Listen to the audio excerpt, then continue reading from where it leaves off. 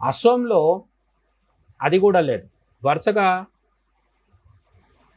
అనేక సార్లు హిమంత బిశ్వ శర్మ చేతిలో 3 సార్లు పూర్తి చేసుకొని 3 సార్లు ఓటమి పూర్తి చేసుకుంది కాంగ్రెస్. ఈసారి పోయినసారి కంటే ఇంకా సీట్లు తగ్గడం జరిగింది. మొత్తం కలిపి అస్సాం రాష్ట్రంలో మొత్తం కలిపి 19 సీట్లు మాత్రమే కాంగ్రెస్ గెలిచింది. ఈ 19 సీట్లలో ముస్లిం ఎమ్మెల్యేలు ఎంతమంది అయి ఉంటారు?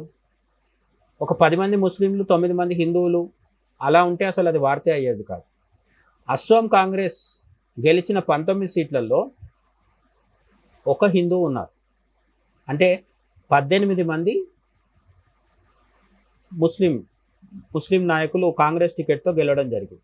అంటే కాంగ్రెస్ ఏమవుతుంది అంటే అస్సాంలో ఎక్కడైతే ముస్లిం ఓటర్లు, ముస్లిం మెజారిటీ ఓటర్లు, బంగ్లాదేశ్ నుంచి అక్రమంగా వచ్చిన వాళ్ళు, లేదంటే నిజమైన స్థానిక హిందూ ముస్లింలు ఉన్న చోట మాత్రమే కాంగ్రెస్కి పుట్టగతులు ఉంటున్నాయి తప్ప హిందూ మెజారిటీ ఓటర్ నియోజకవర్గాల్లో హిందూ ఓట్లు ఎక్కువగా ఉండే ప్రాంతాల్లో కాంగ్రెస్ని ఎవరు పట్టించుకోవట్లేదు.